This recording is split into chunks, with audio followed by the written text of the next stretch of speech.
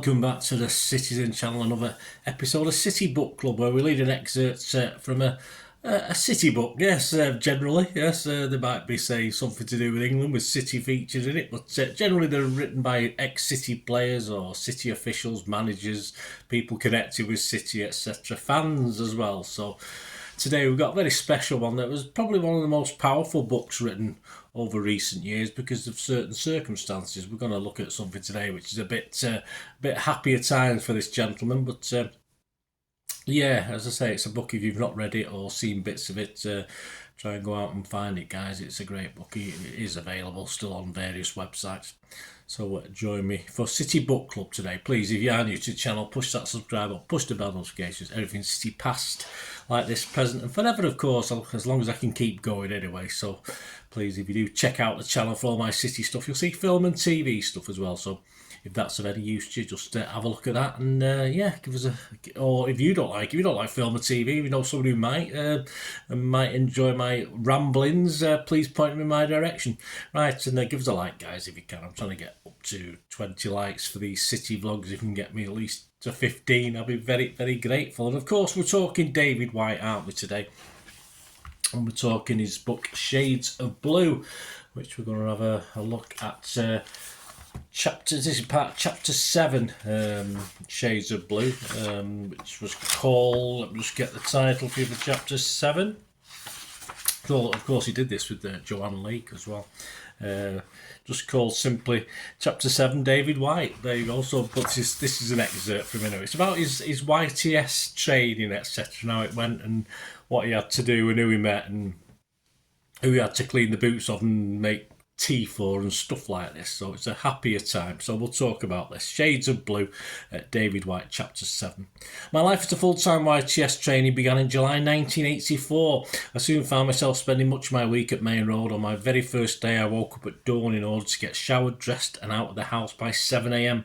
The journey from Eccles to Moss Side was a long haul. It involved 2 bus rides and 2 short walks. I couldn't risk being late on such a momentous day. I remember tentatively waiting at the bus stop near my house, toting a little toilet bag containing deodorant, toothpaste and some Kouros aftershave that had been bought the previous Christmas. Never heard of it.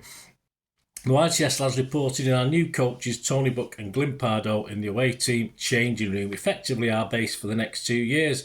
As we filed in, we were greeted with some good-natured stick from older players such as Gary Jackson and Paul Simpson, who have graduated from the youth team, were now exempt from the menial jobs tasked to first and second year trainees.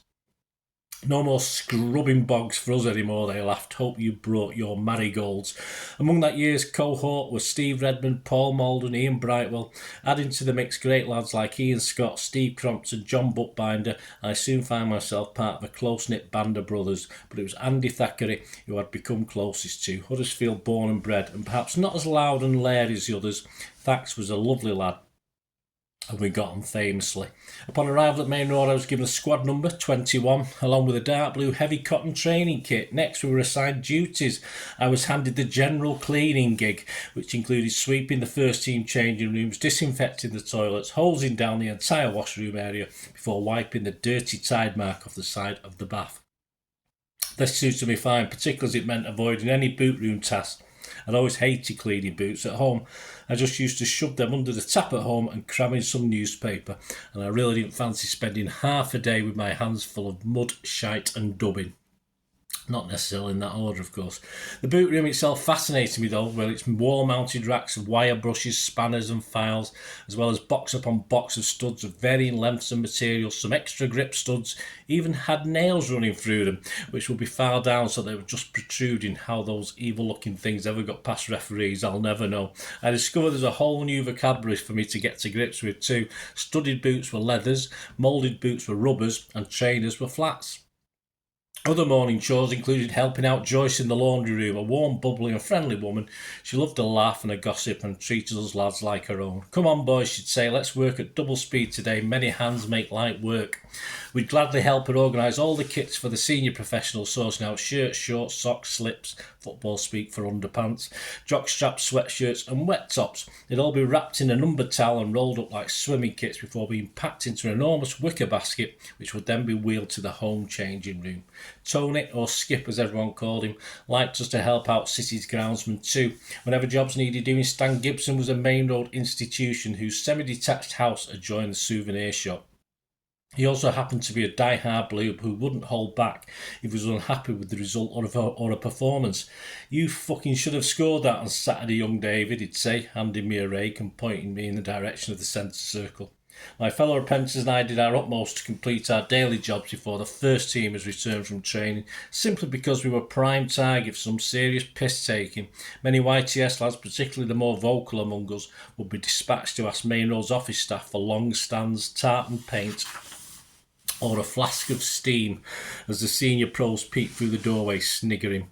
You learnt to keep your gob shut if it was your birthday too, because chances were you'd end up being shoved into a laundry strip with your bollocks smeared in dubbing before being unceremoniously hosed down with water and dumped on the stadium forecourt. Somehow, thank God, I kept my nose clean and managed to avoid any harsh treatment. The trainees were able to wreak their revenge at Christmas though, as we were allowed to don fancy dress and perform daft songs with the sole intention of ripping shreds out of the senior pros. The deal was that we could be as controversial or as personal as we wanted. We taunt them about their crappy first touch, their balding head, or their latest conquest, and they just have to sit there and take it. It was great.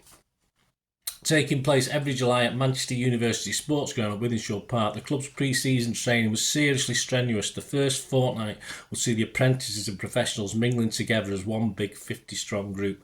We begin our day with a warm-up run supervised by the physio Roy Bailey, who knew the park like the back of his hand and would lead us through fields and woodland and past canals and lakes. Eventually we'd stop, stretch and do some bodies, which were basically sit-ups performed every which way possible and which made us sweat like pigs. Roy would then give the nod for Tony Buck or Billy McNeil, both taskmasters extraordinaire, to take over. We soon discovered that our physical and emotional state at the end of the session would be determined by which words Skip or Caesar would utter. Next, rubbers meant ball work, usually bearable, and flats meant running, generally unbearable. Not that ball work was always the easy option. In mid-July, the weather would be boiling hot, the playing surface could be rock hard, and the blisters on the soles of your feet, usually exacerbated by new boots, were often horrendous. This is just disguised running anyway. You'd hear players moaning as they staggered around the pitch, their worn-out bodies bent double. Every single player was scrutinised by the management and coaching staff during these runs, drills and kickabouts. Any shirkers or slackers would be singled out for special attention, would be told in no uncertain terms they had to get in shape in time for the new season. There were no hiding places. We'd return to the clubhouse at lunchtime feeling utterly exhausted and would grab a light meal as chicken or ham salad followed by a piece of fruit. We were clearly being fed to stave off our hunger pangs rather than to refuel, since fats and carbs were strictly off the menu. We would, however, be encouraged to neck a whole pint of full-fat milk, glugging it straight from the bottle. There was no isotonic drinks for us during pre-season. Then, prior to our back-breaking afternoon training session, we'd be given half an hour to recharge our batteries. We'd often spend this precious respite spread-eagled on the grass, basking in the summer sunshine. Sometimes pre-season training would coincide with the British Open Golf Championships, so we'd rig up a portable telly in the clubhouse, gathering round the screen as Greg Norman and Sandy Lyle drove off from Turnberry. Training days were often rounded off with my favourite discipline, namely the snake run. This was a race-type pursuit, perfect for a sprinter like me, whereby you'd leg it towards one of the coaches, often Glimpardo, who stood 500 yards ahead. The first player to reach him would have to lie down on their back, then the second player would step over him and do the same until there was a long line of prostrate players along the field, like a human train track. The stragglers in our midst, often slower players like goalkeeper Andy Dibble and defender Nigel Johnson, would find themselves having to heave themselves over 50 bodies, and then with our bones aching we'd be told to do it all over again. "Where the hell are we?" a weary player would moan, having tramped across yet another player-strewn hillside. "Have we reached the Yorkshire fucking border yet?"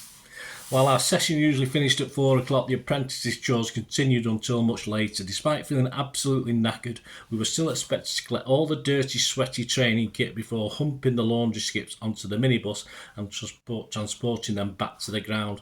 And that wasn't all. Invariably, we'd be ordered to sit in a big communal bath at Main Road with the tap constantly running so that we could scrub every crust of mud and every blade of grass from 30 white mitre footballs. We then have to towel down them all until they gleamed in preparation for the next day's training. I remember one day having to shift 2 tons of rubble from one part of the ground to another. It was only about 10 yards. It would have to probably cost about 20 quid to hire a machine to do it, but Skip was insistent that we complete the task. He was big on fostering team spirit and togetherness with Skip. He didn't give a shit if we all hated him. It was just part of his band of brothers mentality. In those early days, we didn't realise the method behind Skip's madness. For instance, after we'd finished our daily jobs, our coach would regularly leave us waiting in the changing room for what seemed like an age. "We're all done, Skip," Reddo would say as he rang up to the office. "Hope everything's clean and fucking shipshape," he'd reply. "I'll come and inspect in a minute. Stay put until I come down." An hour later, we'd still be awaiting his appearance, desperate to pack up and go home, wondering why we were being punished in this way. What we never appreciated at the time, though, was that it was all premeditated. Skip knew full well that during this time, we wouldn't just be sitting there in silence. Jokes would be shared, play fights would abound, and banter would be traded. Out of the world came a climate of friendship. Out of that would come a climate of friendship, camaraderie and team bonding that couldn't be taught no matter how good a coach you were. When he finally surfaced to send us home, I'd think, "Bloody hell, Skip, why the long wait?" But as I grew older, I realised exactly what he was up to. His methods were so simple, so clever and so effective.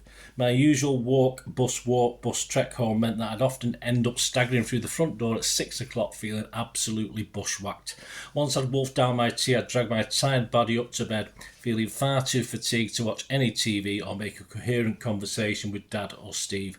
While I genuinely loved my life as a Manchester City apprentice, it's what I'd always dreamt of. I hadn't realised quite how draining it would be. Not only did we have the usual Monday to Friday grind, we also had games to play on Saturday mornings and in the afternoon. We'd be expected to stick around to watch the first team or the reserve teams in action. Occasionally we'd be asked to assist Stan or Skip with a few post-match tasks on the pitch or in the dressing room. My day-to-day routine became much easier when in the spring of 1985 I passed my driving test. I inherited my first car from my brother, an Escort Mark II, registration VOA358S, although I immediately set about customising it, organising a respray to change the paintwork from red to blue, for obvious reasons. Having a set of wheels was a godsend, as well as cutting my daily journey time. It allowed me to conduct a more grown-up relationship with Tracy, who by that time had permanently replaced Joanne in my affections. Instead of walks out to local cafes and burger joints, we were now able to venture further afield to city centre bars and pizza parlours. I was always back at home before the clock struck 9, though, ever mindful of the need to rest my body and recharge my batteries. Well, there you go, guys. Great piece from Shades of Blue, David White. Hope you enjoyed that. If you've not got it, these can be picked up. This is an ex-library book, I think. Only cost about £3, £3.50, something like that. Fantastic book. As I say, a very poignant book as well, so well worth the read.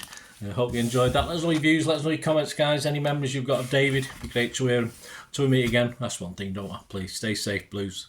Come on, City. Bye for now.